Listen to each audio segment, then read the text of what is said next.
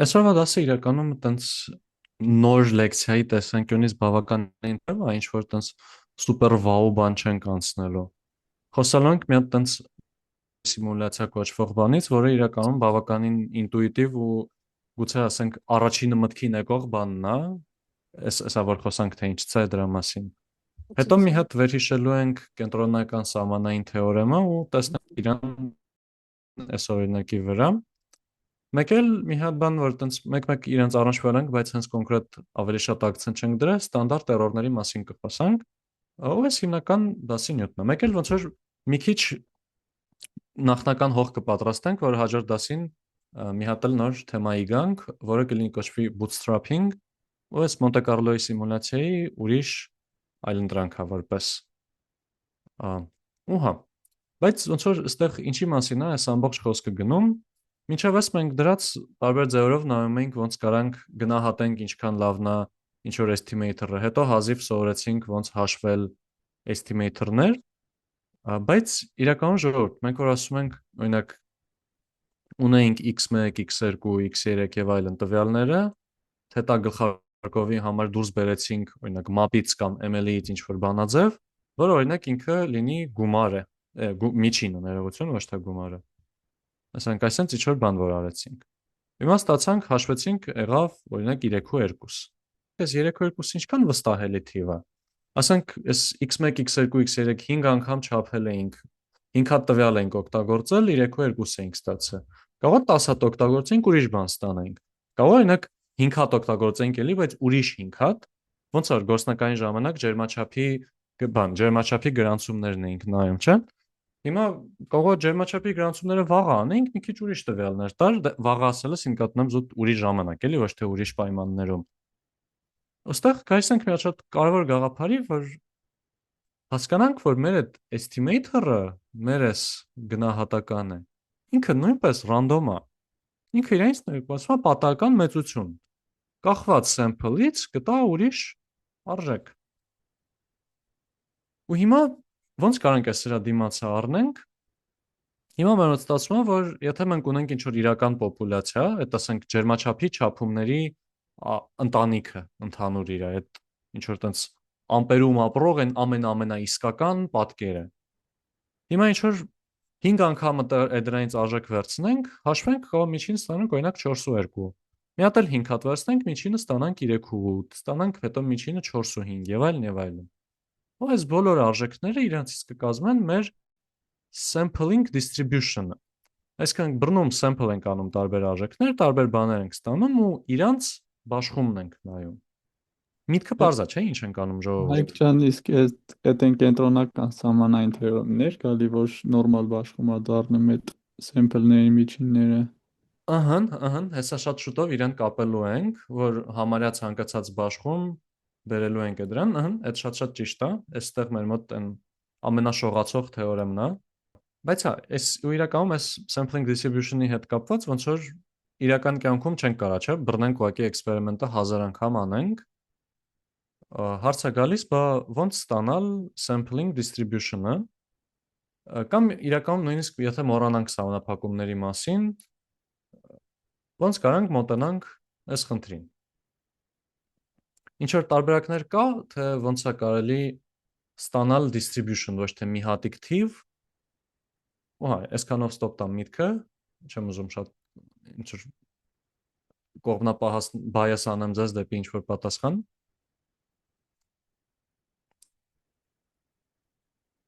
Այսինքն մի հատ փորձից ստանանք բաշխում,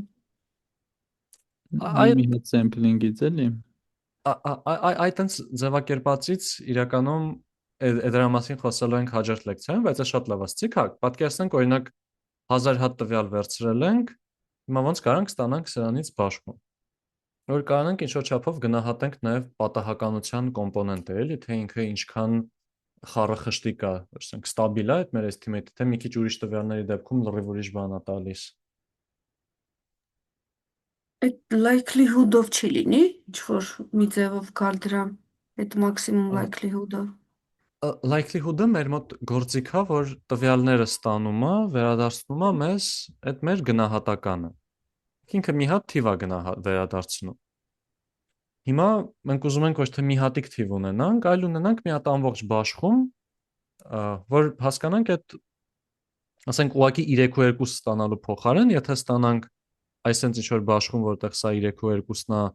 սա ասենք ինչ որ ստանդարտ շեղումը, մի քիչ ավելի հանգիստ կզգանք մեզ այդ 3 ու 2-ի մասին։ Ոչ թե կստացվի մի հատիկ թիվ տեսանք ու դա էլ օգտագործեցինք, այլ կստացվի, որ օքեյ, 3 ու 2-ը բավական հավանական է, որովհետև ես դիտարկել եմ ու հիշել եմ, որ իմ տվյալները իրենց մեջ պատահականություն ունեն։ Իսկ եթե մեր վերցրած sample-ի միջինը համարենք հենց մեր այդ բաշխման միջինը ու այդ այն 3 սիգմաների կանոնով այդ բաշխումը կառուցենք, տենց մի բան չենք կարող անենք։ Բայց մեզ այդ սիգման էլա, չէ՞, պետք գալու։ Ну հա, դե այդ սիգմանը պետք է ինչից հաշվենք։ Ահա, այս լավ հարց է։ Ինչից կարանք ինչ որ բան հաշվենք, եթե ընդամենը ունենք այս եղած, ասենք 1000 հատ տվյալը։ Ոնց կարամ ես ստանամ բան, պատահական էլի տարբեր թվեր ստեյք։ Այսինքն տվյալներս էս է։ Հիմա այս տվյալներից, եթե ես 1000-ն էլ վերցնեմ տամ ML-ին, ես կստանամ մի հատիկ թիվ, չէ՞։ Ահա։ Իսկ օրինակ ինչ կարամ անեմ, որ ստանամ 1000 հատ տարբեր թիվ։ Այդ մեր տվյալները փոխենք մի ձև էլի, ես եմ։ Այն Տվյալները կարանք այն որ փոխ նկարները, օրինակ նկարների վրա ինչ որ բան ենք անում, հետո նկարները կիսում ենք, այդ կիսածներն ենք որպես տվյալ հաշվում կամ շրջում ենք այդ տենց բաներ։ այտենց մի քիչ բաշխումը փոխելու ենք հենց distribution-ը։ Այդ ML-ի մեջ դա հաճախ անում ենք, բայց այս նպատակով չի մեր մոտ, էլի։ Այստեղ աշետ ոչ թե տվյալները փոխենք, այլ մեր մուտքն ենք ուզում, չէ՞ փոխենք ML-ին, այսինքն մեր ոչ թե data set-ը ոնց կարանք փոխենք։ Եթե չենք կարա մեջի եղած արժեքները փոխենք, ուրեմն կարանք ուղղակի հենց այս էլ ինչը կարանք փոխենք։ Պնդեմ ժողովուրդ, որ ոնց որ ես չեմ ասում հենց 1000 տվյալն էլ օգտագործեք գնահատական անելուց։ Եկեք վերցնենք մի 200-ը, հետո մյուս 200-ը, հետո Հմ, խառնենք այդ 400-ից մեջտեղ 200-ը։ Հա, հա։ Նույնիսկ իրականում, եթե ասենք եկեք 999 տվյալ վերցնենք, մենք կարանք 1000 տարբեր ձևով 999 տվյալ վերցնենք, չէ՞։ Քիչ օգտագործելով կարամ ստանամ արդեն 1000 էլեմենտանոց բաշխում, որ այդ արդեն ինձ կտա ինչ որ չափով distribution-ի գաղափար։ Ու bootstrapping-ի գաղափարը նա, որ ասում է, այս քո եղած տվյալներից ուղղակի sample արա տարբեր տվյալներ, ասենք խառնի վերցրու առաջի 100, հետո էլի խառնի վերցրու էլի առաջի 100-ը, տենց որ տարբեր պատահական արժեքներ ունենանք, այդ դրանով արդեն մենք կստանանք բաշխում։ Այս են ամենապրակտիկ, ամենաիրական բանն է, որ կարանք մենք անենք։ Հիմա մի քիչ ավելի իդեալականացված դեպքերում, որոնք իրականում կարող է բանի մեջ ունենանք, պրակտիկ շատ հաճախ ունենանք, որովհետև օրինակ ինչ որ բան որ փորձարկում ենք, հոդված եք գրել, մոտեցում ունեք մի հատ ինչ որ այդ մոտեցումը ուզում եք փորձարկեք տարբեր տվյալների վրա, մի բան է նա, որ հենց վերցնում եք ինտերնետից տվյալներ եք քաշում, դրա վրա փորձարկում եք, այդտեղ չեք կարող ստանալ ինչքան տվյալ ուզեք։ Այսինքն այդ դեպքում պետք է արդեն bootstrapping-ից օգտվել, այսինքն եղած data-ն resample անել։ Բայց մի հատ ուրիշ բան, որ օրինակ շատ հաճախ լիքը տեղ կտեսնեք, այնա որ ասում ենք, եկեք դիտարկենք տվյալներ, որտեղ որ y-ը հավասար է 4x գումարած 3, x-ը գալիս է նորմալ բաշխումից։ Այսինքն արհեստական տվյալներ ենք սարքում։ Ինչ որ եղած բաշխումից տվյալները վերցնում ենք, դրանով ստանում ենք dataset, այդ dataset-ը օգտագործում ենք։ Այլ կերպ ասած, ոնց որ սիմուլյացիա ենք անում։ Ու այս սիմուլյացիան որ անենք, կարանք կոմպով ինչքան ուզում ենք իրան փորձարկենք։ Կամ ինչ որ տեսականորեն կարող է ինչ որ մաթեմատիկորեն դուրս բերենք եւ այլն, բայց այս ոնց որ ուղղակի որպես ընդհանուր առմամբ մոտեցում։ Հիմա այդ մոտեցումը, որ մենք կոմպով ուղղակի արհեստական վերցնում ենք, կոչվում է հենց Մոնտե Կարլոյի սիմուլյացիա։ Մոնտե Կարլո, որովհետև Մոնտե Կարլոն հայտնի է իր կազինոներով, իսկ ստեղ մենք պատահականության հետ կապված բաներ ենք անում, կազինո պատահականություն Մոնտե Կարլո են դրան անունը։ Իր մոտեցումը սենց է։ Օրինակ վերցրու ինչ որ ֆունկցիա, այդ ընդհանուր եմ ասում, ֆունկցիա կարող է լինի բան։ Ինչ որ կոնկրետ ֆիքսած բաշխում վերցրու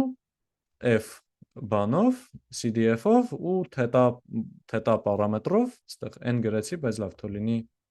օրինակ բան, Poisson, որ մի պարամետր լինի մենակ։ Վերցրեցիր,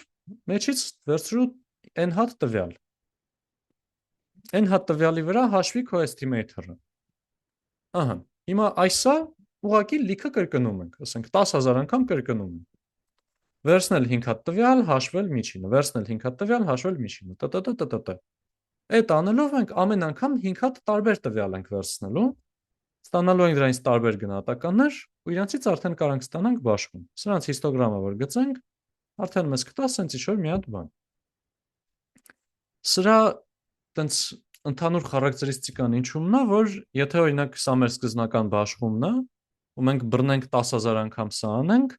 հիմնականում ստացված է sampling distribution-ը լինում է ավելի սեղմված։ Ինչի է ավելի սեղմված լինում, որովհետև մենք ստեղ հաշվի ենք առնում միջինների բաշխումն է, չէ՞ իր, այստեղ օրինակի համար միջին էլի, x գլխարկն ենք ենթադրենք բանանում, բայց մեր այդ estimator-ը ինչ ուզես կարա լինի։ Որ միջին ենք վերցնում, ընդ ինչ որ էքստրեմալ դեպքերը գալիս են ու տենց կոմպենսացվում են։ Օրինակ, եթե լինի 1, 1.5, 2, 3 ու 8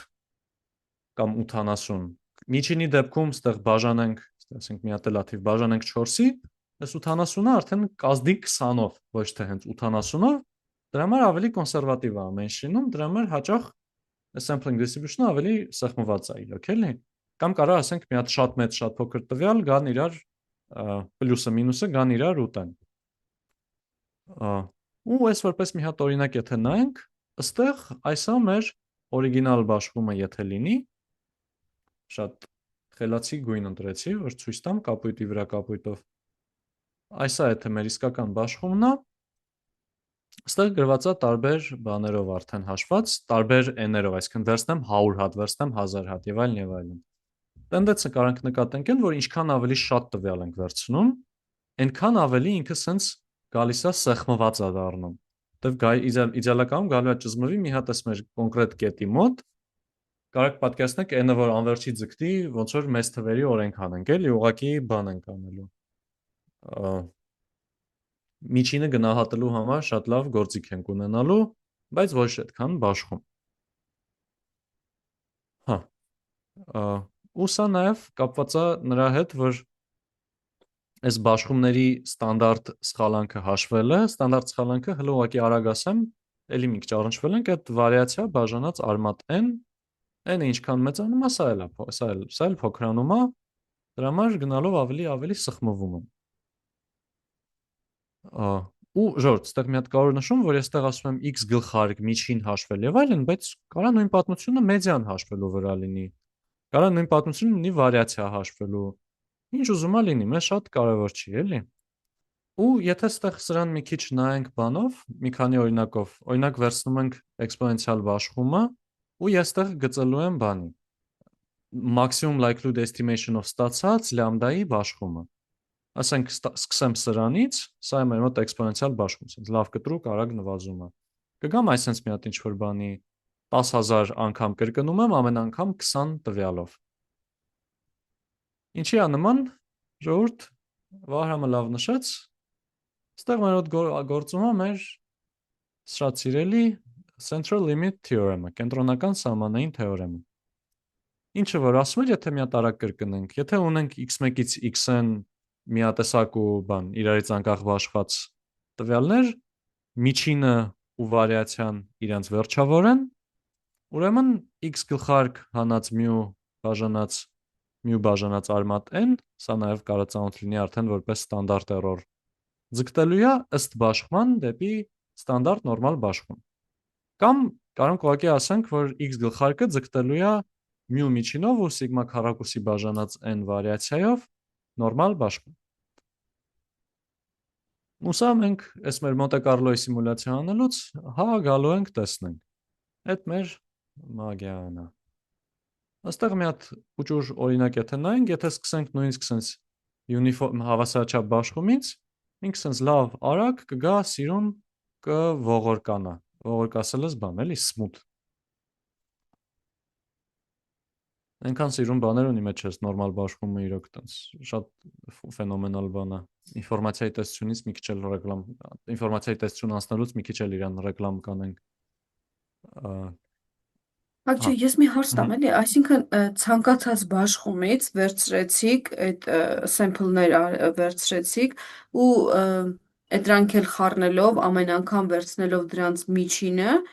այդ միջիններով ստացաք 0.1 բաշխումով բաշխում ստացաք, հա, ուզում եմ այդ սկիզբն ու վերջը էլի, տենց մհմ։ գանք, Հա, ոնց որ process-ը սենց է։ Այս բաշխումից, օրինակ այս սրանից վերցնում եմ օրինակ 20 հատ կետ, պատահական 20 հատ կետ եմ վերցնում։ Մհմ, Հաշվում եմ իրենց միջինը, ստանում եմ ինչ որ մի հատիկ թիվ։ մհմ, Մհմ։ Ու այդ թիվը գրանցում եմ։ Մհմ։ Հետո հետո մի հատ ուրիշ էլ եմ եք 20 հատ վերցնում, կետ հա, վերցնում։ Ինչ ու որ ուրիշ էլի պատահական գրանցում եք, ինքը գալու է 0.1 բաշխումից, ու դա բոլոր բաշխումների դեպքում, չէ՞։ Կլինի բոլոր էքսպոնենցիալ, կլինի չգիտեմ ինչ, ու էդ էլ գալիս է կենտրոնական սահմանային թեորեմից։ Այդ մհմ, ամեն ինչը։ պրակտիկ ասած բոլոր մաթեմատիկները որ չջղայնանան, նշենք որ զուտ վերջավոր բան, միջինով ու վարիացիայով։ Հա, հա, Ու հա, դա մնացածը հասկացա։ ինչ ուզում ա լինի։ Ու դե Հա, ոնց նաև որ, ոնց որ ըհը, ու նաև պետքա որ այս կետերը վերցնելուց ամեն ինչ անկախ ու միատեսակ բաշխված լինի, էլի։ հա, Մեկ էլ է որպես ստանդարտ։ այսինքն եկանք մի բանի, որը կենտրոնական սահմանային թեորեմից է հետևում, ուղղակի։ Հա, ոնց որ Ոչ ոչ թե թե ենթադրություն է, այլ հենց կոնկրետ ինքը դրա պատճառով է դա տենց լինում, որ այդ միջիններով ստացվող բաշխումը լինում է նորմալ բաշխում։ հա, հա, չէ, սա հստակ թեորեմ է, որը ուղղակի մենք այս Մոնտե Կարլոյի սիմուլյացիա անելուց տեսնում ենք, որտեղ մենք ըստ էության անում ենք այն, ինչը ինչը հենց ներդրված է կենտրոնական սահմանային թեորեմի մեջ, էլի։ Հա, ու այս ամեն ինչի իմաստն էլ այն է, որ մենք գտնենք վերջի իտոգնա, որ այս ստացանք նորմալ բաշխումը, դրա այդ միջինը կլինի ամենահավանական բանը, հա, գնահատականը։ Այդքան էլ չէ, ըստեղ ոնց որ բանը, այս sampling distribution-ի հետ կապված մեզ ավելի շատ հետարքիրա ոչ թե կոնկրետ էս մի հատիկ գնահատականը, մի հատիկ գնահատական կարենք ստանանք, օրինակ, եթե ահավոր շատ տվյալներ վերցնեինք, եթե այստեղ հնարավորություն ունենք, ու իրենց վրա մի անգամ ML-ի անեինք։ Ահա։ Ընդ օրինակ bootstrapping-ում 1000 տվյալ ունենք, 1000-ն եք օգտագործեինք, էլի ինչի համար քչացնենք կամ էլ եթե չենք կարող անվերջ տվյալ ստանանք, էլի։ Այստեղ կարևորը ոչ թե միջինն է, այդ միջինը մեզ ի սկզբանե ունեինք։ Այստեղ կարևորը նա որ արդեն տեսնենք իսկ ինչքան է իր բանը, Շեղումները ստանդարտ շեղումը։ կանոնը։ Պրակտիկայում, եթե ասենք որ բան, սրան ձգտացնում էինք, դե իհարկե վարիացիայից կախված էր լինելու sense տնես, բայց պրակտիկայում մենք ուղղակի ինչ որ մի հատ բաշխում ենք ստանալու, նայելու ենք իր միջինին ու արդեն միջինից բացի մի քիչ ավելի ապահով ենք լինելու։ Սենց ասած, այն գրաֆիկներում հաճախ տեսած կլինեք, այս մի քիչ հաջորդ լեկցիան է, բայց որ սենց գրաֆիկ են գծում, մի հատ էլ կողքը սենց մի քիչ ավելի բաց գույնով, վերևը ներքևը այս սենց ուրիշ բան են, չէ՞ գծում։ Պլյուս մինուսն են գծում, սենց ասած, այսինքն եղանակը կլինի 30 աստիճան պլյուս մինուս 2 գրադուս։ Հիմնականում տենց են, չէ՞, ասում ոչ թե ուղղակի ասում են կլինի 30 աստիճան։ Հա, այսինքն այդ հնարավոր ինտերվալներ գտնելը մեր ամբողջ այս Հա, գործունեության այդ իմաստը այդ էր, որ ոչ թե մի թվի վրա կենտրոնալ, այլ հնարավոր դրա շուրջ եղած թվերը նաև դիտարկել։ հա, ոնց որ հենց թվերը իրանք իրանցով բան չեն, այլ ուղղակի էությունը հասկանալ, այսինքն օրինակ 32-ա ջերմաստիճանը, որովհետև մի հոգի ասել է 1000 աստիճան է լինելու վաղը, մի հոգի ասել է, չգիտես ինչ, -950 է լինելու, դրա համար է 32, օրինակ այս դեպքում համ կուրտկա կվերցնենք հետներս, համ, չգիտեմ, ոչ մի բան։ Թե օրինակ 32-ը, որովհետև մենք ակնկալում ենք տենց 31-ից 34 ջերմաստիճան, երևի միջինում 32, էլի։ Այսինքն մեզ ուղղակի այդ երկրորդ պարամետրն է սենց ասած տալիս, էլի։ Եղած գնահատականից բացի, նաև թե ինչքան հավանական է այդ գնահատականը սենց ասած, էլի։ Okay։ Մոտիվացիայի այդ կետերը ինչ պայմանների պետք է բավարարեին, որ Կետերը ոնց որ պրակտիկայում կիրառելիս պայմաններ իրենց վրա չենք դնում, որովհետև ուղղակի ինչ ունենք, այդ դրա հետ էլ աշխատում ենք, սենց ասած, ու պրակտիկայում ավելի շուտ արդեն բան ենք անելու, էլի, այդ bootstrapping կոչվածն ենք անելու։ Բայց թեորեմի աշխատելու համար այդ կետերը պետք է լինեն անկախ ու միատեսակ բաշխված, այսինքն այս չլինի ոնց որ տարբեր ջերմաչափերից գրանցումներ լինի, էլի նույն ջերմաչափից կա գրանցումները ու նաև այս չլինի, որ եթե հիմա չափեցի, մյուսը որ չափեմ, մի գրադուս ավելի բարձր է ասել։ Չէ, ամեն չափումը իրարից անկախ է։ Այսինքն հենց բուն x1-ից xn-ից պահանջում ենք այդ բանը, ID-ին, identically and independently distributed։ Իսկ իրանց բաշխումից, թե իրանք որտեղից են գալիս, պահանջում ենք, որ լինի վերջավոր պարամետրերով բաշխումը։ Okay։ Շատ բարի։ Մերսիներ ժողովուրդ հարցերի համար։ Ուհա։ Ուստեղ մենք համարյա միշտ ոնց որ ամեն ինչ օգտագործելուց ասում ենք նորմալ բաշխում, բայց վիճակագրագետները մի հատ ուրիշ բաշխում կա, որ դեռ շատ սիրում են։ Իր անունը բան է, ուսանողի բաշխում, student distribution, այժմ students t distribution։ Իր անունը, եթե ճիշտ եմ հիշում, եկել է նրանից, որ ուղղակի ինչ որ այդ հեղինակը ուսանող է ունեցել, այդ ուսանողն է այդ մտքին եկել, տենց անուն դրել է ուսանողի բաշխում։ Անուն հենց չի դրել ուղղակի, էլի։ Հա։ Բայց մինչև իրան հասնելը ստեղ կարանք օրինակ նկատենք, որ կախված թե ինչ բաշխում ենք ընտրում, նորմալոտ տեսք ունենալը իրա կախված կլինի թե քանի տվյալ ենք, չէ՞, վերցնում։ Օրինակ համար այս uniform բաշխումը 30 տվյալ որ վերցրել ենք, արդեն հլնայք ինչ սիրուն է երևում։ Բայց օրինակ այսքան էլ օրինակ չէր։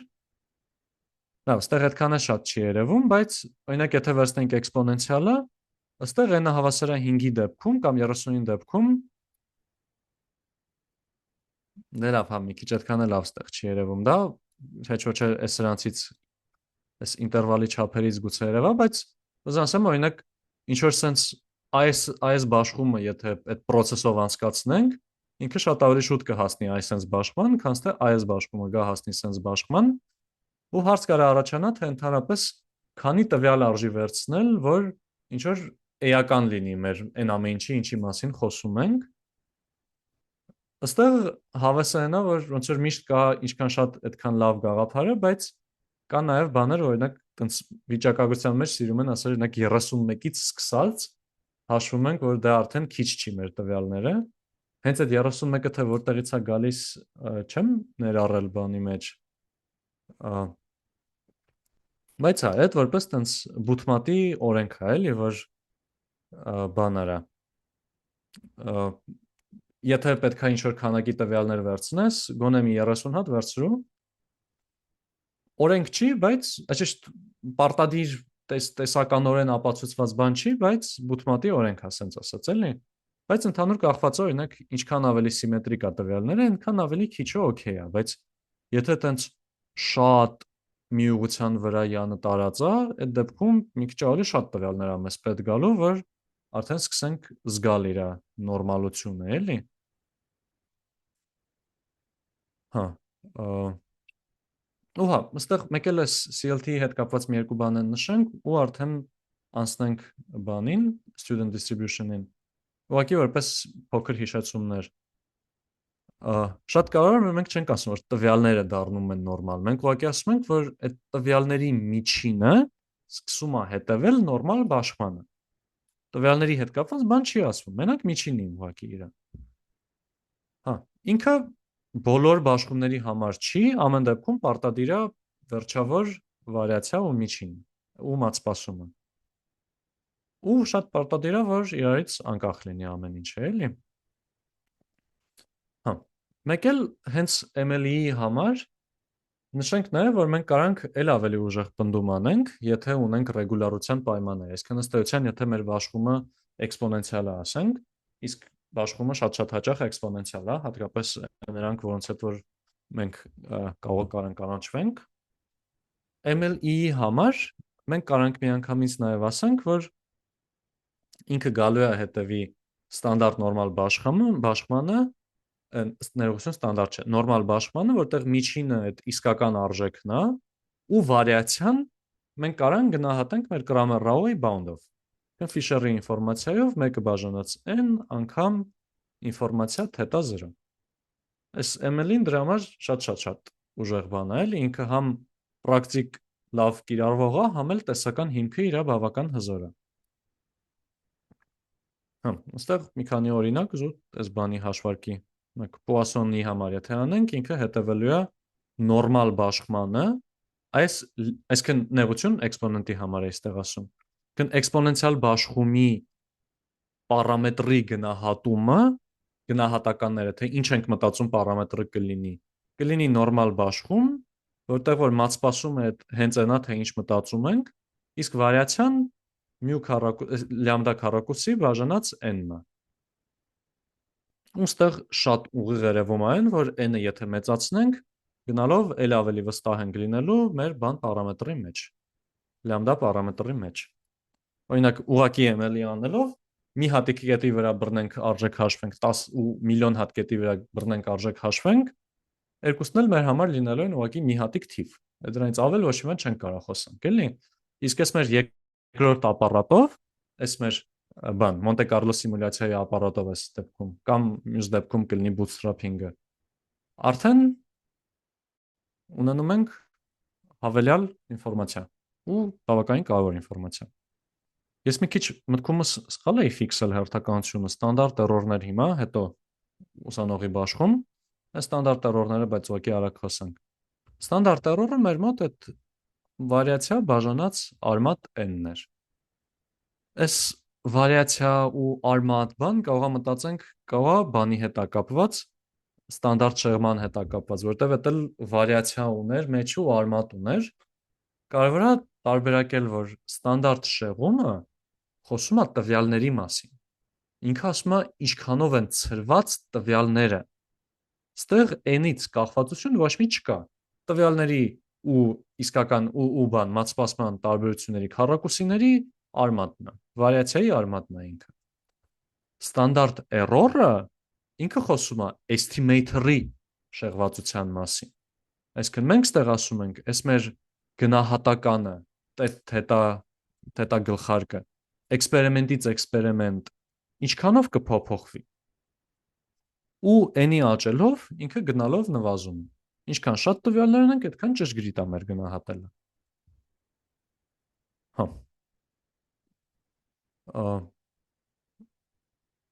Եթե օրինակի համար x գլխարկի համար իրան ուզենք հաշվել, x գլխարկի համար բանաձևը կարանք ուղղակի դուրս բերենք որպես վարիացիան, եթե հաշվենք, ստեղ մի քանի անգամ արել ենք սիգմա քառակուսի n-ի կգայինք, այդ շնորհիվ ստեղ ստանդարտ շեղում ենք ավելի շուտ հաշվում։ Բայց սիգմա քառակուսի n ենք ունենալու, հետո է դրա արմատը սիգմա բաժանած n-ը։ Սա ուղղակի հենց x գլխարկի մասին է խոսքը գնում, էլի։ Այստեղ այդ պահը մի քիչ չէի ֆիքսել նորմալ։ Այստեղ ասում եմ x գլխարկ, այսինքն x գլխարկի համար ենք մենք ասում, այս բանաձևը հենց էլի։ Ոչ թե ընդհանուր առմամբ բանաձևը այ դա է։ Ու մի հատ օրինակ եթե նայենք, ասենք 1000 ընտրողից բան ենք անում, հարցում ենք անում ու տեսնում ենք, որ 52%-ը կողմ են x մարդուն, այդտեղ եթե ուզենք հաշվել ստանդարտ էրորը, ուղղակի ասելու ենք p անգամ 1 մինուս p, որտեղ վարիացիան այս բանաձևով ենք հաշվում, բաժանած n, դրա արմատ ստանանք, որ 0,016 է, այսինքն եղավ, որ մենք տենց մտածում ենք, որ բան, իրականում ոչ թե 52%-ն է իրան կողմ, այլ 52 պլյուս մինուս 0,016, այսինքն 51-ից 53 մոտավորապես, արդեն ինչ-որ գնահատական է, արդեն ինչ-որ ինտերվալ է, էլի։ Ու շատ արժի ոչ թե ուղղակի ասել թետա գլխարկ, այլ թետա գլխարկ պլյուս մինուս այս իրա ստանդարտ էրորը։ Հաջորդ դասին confidence ինտերվալներից կխոսանք, ինտերվալ, որի մեջ որ մենք բավականին վստահ ենք, այսքան տոկոսով վստահ ենք, որ տվյալը այսքանի մեջ է։ Բայց դրա մասին հաջորդ դասին։ Մի հատիկ էլ փոճուր բան ասեմ, քանի սրա հետ բռնում է, այնա որ է ստանդարտ էրորի հետ կապված, ինքը իր մեջ արմատ n-ա ներառում, այսինքն եթե ես ուզեմ նենց անեմ, որ իմ ստանդարտ էրորը օրինակ 0016-ը գա դառնա 0008, այսինքն կիսեմ ինձ ոչ թե պետքա 2 անգամ ավելի շատ տվյալ, այլ պետքա 4 անգամ ավելի շատ տվյալ, որտեղ տվյալների քանակը արմատով է ներս մտնում բանաձևի մեջ։ Դրա համար հա, այս ոնց որ ստանդարտ էրորը քչացնելը թանկ հաճույք է բավականին, էլի։ Հա։ Ու մեկ էլ, եթե ընդհանուր բանաձև գրենք բանի համար, օրինակ ML-ից ստացած գնահատականի համար, մենք կարող ենք ասենք, որ ստանդարտ էրորը մոտավորապես հավասար է, ու ստեղ մեր կրկին սիրելի Fisher-ն է հետ գալիս, մեկը բաժանած արման n ու Fisher-ի ինֆորմացիա։ Այսինքն, վարիացիայի արմատն է, էլի ըստ էության։ Ստանդարտ շեղումն էլ է վարիացիայի արմատը, բայց այդ բառը ֆիքսեցինք, չէ՞, որ մեկը տվյալների մասին է խոսում, մեկը խոսում է գնահատականի։ Հա, ու հիմա գանք արդեն մեր բանին։ Ինչա, ուսանողի բաշխմանը։ Այստեղ, օրինակ, այս ստանդարտ էրորը հաշվելուց, որ ասում ենք վարիացիա բաժանած արմատ n, սա ենթադրում է, որ վարիացիան պետքա իմանայինք, չէ՞, ընդհանրապես։ Հիմա իսկ ինչ եթե չգիտենք վարիացիան։ Եթե վարիացիան չգիտենք, պետքա այդ մեր վարիացիան գնահատենք ինչ-որ բանով, չէ՞։ Ու հիմա այս գնահատելու համար կարող օգտվենք, ասենք, այս մեկը բաժանած արմատ n-1 գումար x-i մինուս x բանաձևից, իսկ այստեղ ոչ թե բաժանած n, այլ n-1։ Ու հիմա այստեղ կարող գա հարց, թե այս տվյալները որ բաշխումից ենք վերցնում այս հաշվարկը անելուց, նորմալ բաշխումից ենք վերցնում, թե ինչից ենք վերցնում։ Ուստեղ գանք մեր ունեցած խնդրին։ Եթե մենք գիտենք մեր վարիացիան, մեր սիգման, ուրեմն այստեղ x գլխարկ մինուս սիգմա բաժանած տ-տ-տ-ն գալիս է ստանդարտ նորմալ բաշխումից, ունենք նորմալ տվյալներ։ Բայց հիմա երբ որ մեր սիգման փոխելու լինենք s-ով, արդեն է սրա մեջ սա որ տեղադրենք, ինքը նորմալ չի լինելու, որտեղ մենք օգտվելու ենք ընդեղ բաժանած n-1-ից, ոչ թե հենց է դրանից, ոչ թե իսկական վարիացիայից, այլ վարիացիան գնահատելուց այս բանաձևից, կամ իրականում ուղղակի կամ ավելի ընդհանուր նշեմ, որ իսկական վարիացիայից չենք օգտվում, գնահատելուց ենք օգտվում, չպետք է ակնկալենք, որ ինքը իսկական վարիացիային համապատասխանող բաշխումից կգա։ Բա որ բաշխումից է լինելու, այ պատասխանը ստեղենա, որ ինքս գալիս է ուսանողի բաշխումից, student distribution-ից։ Ու այս մեր ուսանողի բաշխումը իրականում ըստ էության կարելի ասել լրիվ նույն նորմալ բաշխումն է, ուղղակի նորմալ բաշխումը եթե այս սենց էր, ուսանողի բաշխումը մոտավորապես ասենք այս սենց է։ Ինչն է փոխվում, ինքը ունենում է ավելի տենց լիքը, ավելի տենց մի քիչ քաշով պոչեր։ Պոչերը այդ ինչ որ ավելի տենց էքստրեմալ, ոչ ստանդարտ արժեքներն են։ Այս մեր student distribution-ը ասում է, ես ոչ ստանդարտ, ավելի տենց հետարքիր անսովոր արժեքները հավանում եմ ավելի հավանական, քան նորմալ բաշխումն է հավանում։ Ըստ էության էական տարբերությունը դրա մեջ է կայանում, էլի։ Բայց խի կարա սա լավ լինի, բանը այն է, որ այս օգտագործելը մեր սիգման կարա մեկ-մեկ ավելի մեծ գնահատիկան կա, մեկ-մեկ ավելի փոքր գնահատիկան կա, որտեվ վարիացիան էլի գնահատում ենք, չէ՞, բանաձև ենք օգտագործում այդ վարիացիան հաշվելու համար։ Ու հիմա այդ մեր հավելյալ պատահականության համար տեր կանգնելու համար, սենց ասած, մենք այդ լրացուցիչ պատահականությունը ուզում ենք հաշվի առնենք, ուզում ենք իր հարցը լուծենք այդ պոչերին մի քիչ ավելի քաշ տալով։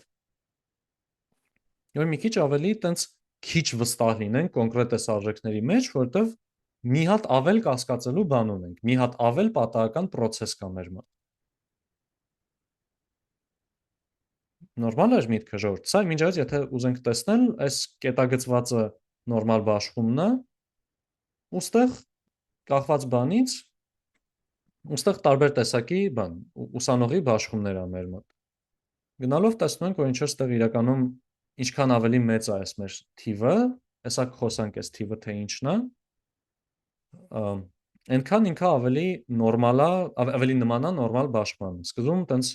էլ ավելի հաստատ տեղի պոչերը, ասենք այս է,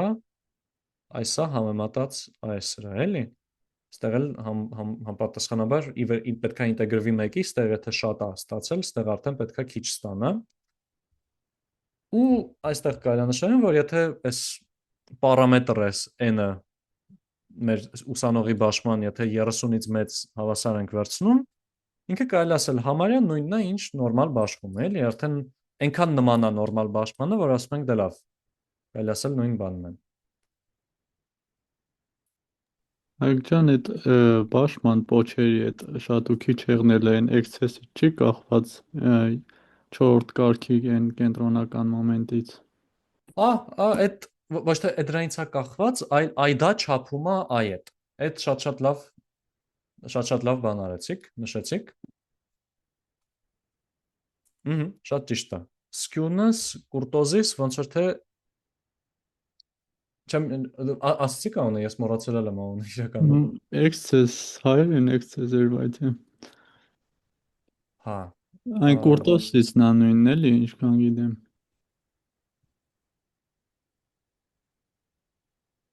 Իմը մի քիչ կտրտելով էր ձեր բաձենագայից, բայց վրոդի նորմալ լսեցին։ Հայերեն excess էր ոնց որ անունը։ Excess։ Okay։ Այդ կարծեմ այդ կուրտոսից նա հենց այդ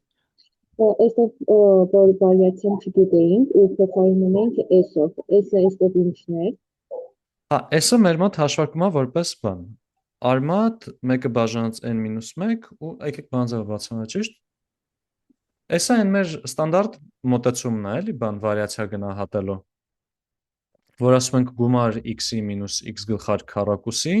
սա ըստ էության սենց կհաշվենք հենց բանը, չէ՞, մեր մոտ վարիացիան բաժանած արմատ n-ի փոխարեն n-1-ի, այս ամեն ինչի արմատ։ Այս են անշեղ վարիացիա հաշվելու գնահատականներ, էլի մեր մոտ։ Հա, դեզ մերսի։ Էլի ժողովուրդ ցանկացած հարցեր։ Ըստեղ ժողովուրդ, մեկ էլ չնշեցի, որ այս n-ը, որ խոսում ենք, ասում ենք t3, t10 եւ այլն, դե մեր t-ի բանաձևը այս է, թե իրան ոնց ենք ստանում, ու ստեղ n-ը ինչքան ավելի մեծ լինի, այնքան ավելի փոքր թվերի վրա ենք բաժանելու, ու այսինքն այդ պնդումից անկախ ավելի ճիշտ, ուզում եմ բանը հասկանանք, էլի, որ ինչքան ավելի փոքր n ենք վերցնում, այդտեղ այնքան ավելի շատ իրարից տարբերվում են այս իսկական վարիացիան օգտագործածը ու այս օգտագործածը։ Բայց գնալով մեր n-ը, որ ձգտացնենք անվերջի, ասենք այս գնահատականի մեջ էլ, այնքան ավելի մոտիկ ենք լինելու սիգմային, դրա համար այնքան ավելի այս բաշխումները իրար մոտիկ են դառնալու, սա ու հենց ուղղակի նորմալ բաշխում է, էլի, այսինքն սրա տեղը սիգմա։ Դրա համար տեսնում ենք փոքր պարամետրի համար ավելի շատ տարբերություն ու գնալով ոչնչանում է։ 30-ից սկսած համարյա նույնն է դառնում։ Համարյա մաթեմատիկական տերմինով ասած չէ, բայց ոնց որ այնքան մոտիկ է դառնում, կարանք պրինցիպի անտեսենք տարբերությունը։ Ու այս n-ին անվանում են այդ պարամետրի անունը ինքը degree of freedom պարամետրն է։ Ու մենք նեղություն, հա, n-ը դա է, իսկ մենք ստեղ օգտագործում ենք n-1, n-1 գրելու միտքը այն է, որ իրական լավ չեմ հիշում այդ անկախ բան degree of freedom-ը մենք լավ սահմանել ենք, թե չի հիշում եմ, մոտավորապես ինտուիցիան էի մի անգամ ասել, բայց degree of freedom-ի գաղափարը այն էր, թե օրինակ 3 հոգի 3 հատ կոնֆետ ունենք, 3 հոգու ուզում ենք տանք, քանի որոշում կարանք կայացնենք։ Կարանք մի հատ կոնֆետը որոշենք ու մենք տալիս, երկրորդ կոնֆետը որոշենք ու մենք տալիս, երրորդ կոնֆետը արդեն ավտոմատ է որոշվում։ Այսինքն մենք 3 տվյալ ունենալու դեպքում ու իրականում մեր ճկունությունը 2 կոնֆետին է վերաբերվում մենակ։ Այստեղ այս նույն բանը կա, մեր որտեվ այս բանաձևի մեջ, երբ որ n հատ տվյալ ենք օգտագործում, մի հատ պայման ունենք, որ այս x միջինի այս ախշեղումներ բաման պետք է գան հասնեն 0-ի, միջինը պետք է 0 լինի։ Հիմա եթե ինչ որ 3 հատ թիվ ենք գումարում x1 գումարած x2 գումարած x3 պետք է հավասար լինի 0 օրինակ, կամ եկեք կարճ x1 գումարած x2-ը հավասար է 0, քանի հատ թիվ կարամ ես այստեղ ընտրեմ։ Մենակ մի հատը կարամ, չէ՞, ընտրեմ։ x1-ը ընտրեցի 3, x2-ը ավտոմատ պետք է դառնա -3։ Մենակ մի բան ենք ընտրում, մտեղից ոնց որ degree of freedom տերմինը մեր մոտ էլի։ Այստեղ այդ բաշխման բանաձևերով այդ բաշխման միջինը 0-ն է, student distribution-ի վարիացիան այդ մեր մոտ n-1 բաժանած n-3-ն է, n-ը երբ որ գոնե մեծ է 2-ից։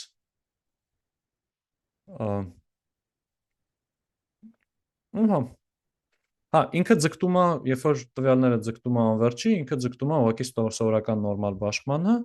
բայց 30-ից սկսած տարբերությունը արդեն շատ փոճուր է։ Ու իրան օգտագործում ենք, երբ որ մեր տվյալների վրա նորմալություն ունենք, բայց մեր վարիացիան չգիտենք։ Պրակտիկայում այս սյուժետը իդեալական դեպք է student distribution-ից օգտվելու։ Մեկ էլ մի քիչ նախորդ թեմաներին միացնելով եթե գանք, ստեղ կարանք նաև նկատենք Fisher-ի ինֆորմացիայի դերը ել ավելի ուղիղ տեսքով բանաձևից դուրս։ Երբ որ մեր likelihood ֆունկցիան տենց բավականին կտրուկ է, sharp է, ինքը հանգեցնում է բանի կրկին նեղ բանի sampling distribution-ի, հետևաբար փոքր ստանդարտ error-ի։ Իսկ սա մեր մոտ տեղի ունենում, երբ որ Fisher-ի ինֆորմացիան բարձր բան է, չէ՞, մեծ է։ Fisher-ի ինֆորմացիան իր մի մեկնաբանությունը այդ երկրորդ կարգի ածանցյալի հետ է կապված, չէ՞, իսկ ինչքան կտրուկ է լինում, այնքան ավելի ինքը մեծ է լինում մեր մոտ։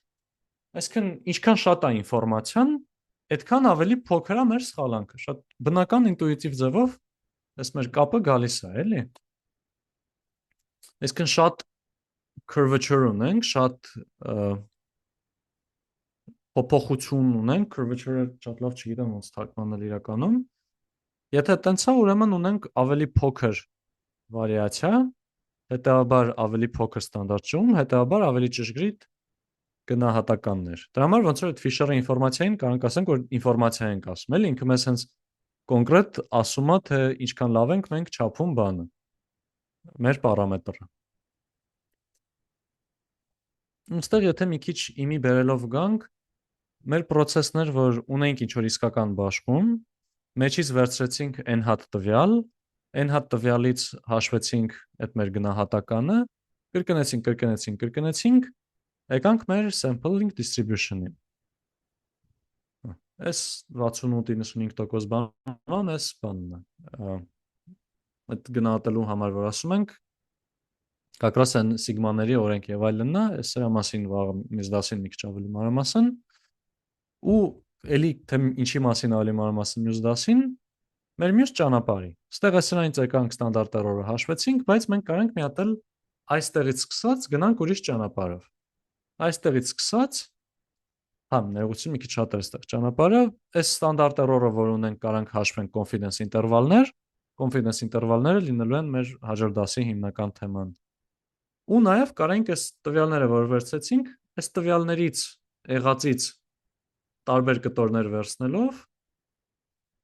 ասենք այս կտորը, գայինք ու էլի confidence interval-ներ հաշվենք ու արդեն իմանանք ոչ թե մենակ մի արժեք, այլ մի արժեք պլյուս-մինուս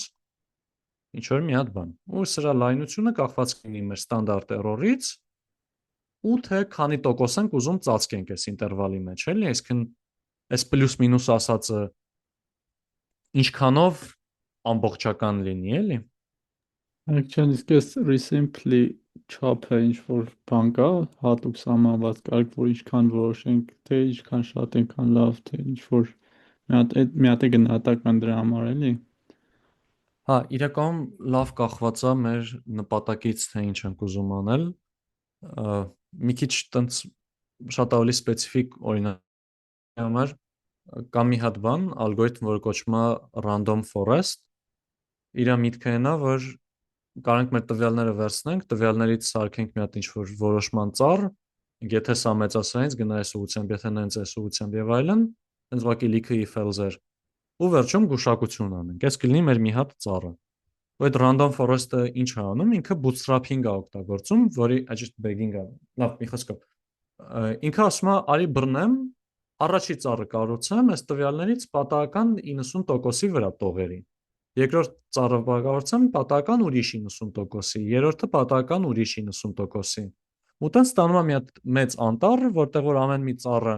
մի քիչ ուրիշ տվյալների վրա է կառուցված եղել, դրա համար մի քիչ ավելի ուրիշ ծառա։ Ու հետո գուշակություն անելուց այս բոլոր ծառերի բանը միջինացնում։ Հիմա սա շատ ML-ի համար ամենաակտուալ օրինակներից է, որտեղ որ օգտագործում ենք այդ տվյալներից ինչ որ ենթատվյալներ վերցնելը, այստեղ կարելի նույնը սյուներով ասել, էլի։ Ու հարցը գալիս, բա օրինակ ինչքանը վերցնել։ Միանգամից է դա ակտուալ դառնում։ Ինչ որ մաթեմատիկական տեսական բան պատասխան երբեք չեմ տեսել օգտագործվի կամ չգիտեմ նույնիսկ կա թե չէ, բայց պրակտիկ մոտեցումը օրինակ այնա թե իսկ ինչ խնդիր ես լուծում։ Օրինակ եթե մեր խնդիրը այնա, որ այս մոդելը անգիր է անում տվյալները, այսինքն տենց իր bias-ը շատ փոքր է, բայց վարիացիան շատ մեծ է, այսինքն շատ իդեալական գայսակետերի մեջով անցնում է, բայց որովհետև աղմուկն էլ անգիր արել, այդ դեպքում օրինակ կասենք, արի ամեն մի տվյալին, ամեն մի ծառին ավելի քիչ տոկոս տվյալ տանք, որ շանս որ չկարանա մի հատիկ ծառը օրինակ լիքը բան անգիր անի։ Տարբեր ծառեր, տարբեր բաներ սովորեն ու իմաստալից լինեն։ Այդ դեպքում օրինակ կասենք, եկեք դե օգտագործենք փոքր տոկոս ըստեղ։ Բայց օրինակ եթե մեր մոտ խնդրեմն է, որ չէ, իսկի մեր եղած տվյալների վրա լավ չի կարող սովորի, այսինքն նույնիսկ անգիր չի կարողանում անի, ասենք եկեք լավ, ինչ որ զորամբողջ 9 ինչ որ բան վերցնենք։ Այդտենց կախված խնդրից էլի, default արժեքներ կան, բայց շատ կախված թե ինչ են անում, էլի։ Այդ նույն ձևով է երևի այս confidential ինտերվալների պլյուս մինուսի սահմանների հարցն է, չէ, երևի որոշվում։ Այստեղ արդեն բանն է լինելու, էլի, իրականում այդ ստանդարտ error-ից քանի անգամ պլյուս մինուս անենք, սենց ասած, կախված է լինելու, ասենք, թե մեզանից ինչ է ակնկալվում, սենց ասած, էլի, իրավունք ունենք, իդեալական դեպքում կուզենք ինչքան հնարավոր է line ինտերվալ տանք, էլի, ասենք տենց գործը կտևի 6-ից 20 րոպե օրինակ, որ իրականում շատ տոկոս դեպքերում ճիշտ լինենք, բայց այդքան line ինտերվալը կարող օգտակար չլինի, մեզ ասեն, չէ, ասա, ասենք 11-ից 12 րոպե կտևի։ Կախված է դրանից, էլի, թե ինչ կարանք անենք, թե ինչա պետք, էլի, լրիվ դեպքից կախված։